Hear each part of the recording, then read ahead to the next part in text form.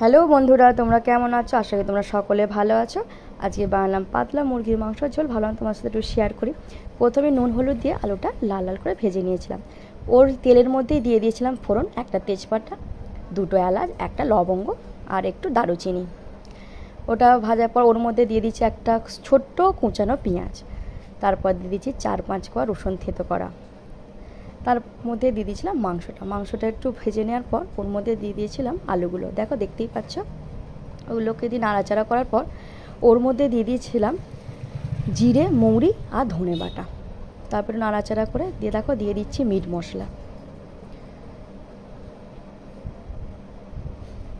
জিরে, মৌরি আর ধনে বাটা দিয়ে খেয়ে দেবে বন্ধুরা, খুবই ভালো লাগে মাংসটা খেতে। তারপর মিট মশলা দিয়ে দেখো আমি নাড়াচাড়া করে নিচ্ছি। এবার এটাকে আমি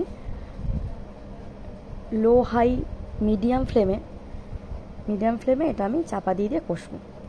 আমার কষা হয়ে গেছে দেখো বন্ধুরা। আর আমি এদিকে গরম জল চাপিয়ে দিয়েছি।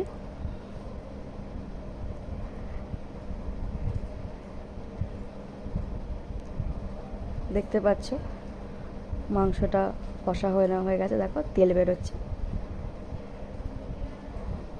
এরপর দিয়ে দেবো আমি গরম জলটা।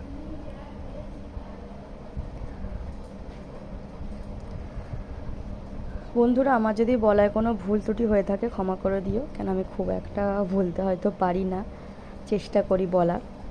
অন্যরা ইউটিউবরা ভালোই বলে।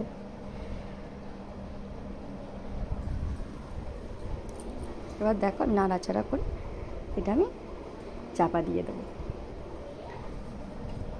মিডিয়াম আছে মাংসটা করবে।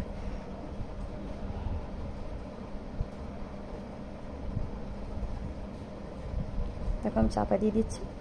তারপর 15-20 মিনিট পর খুললে দেখো মাংসটা কেমন রেডি হয়ে গেছে। এটা ট্রাই করবে বন্ধুরা, খুব ভালো হয়েছিল খেতে।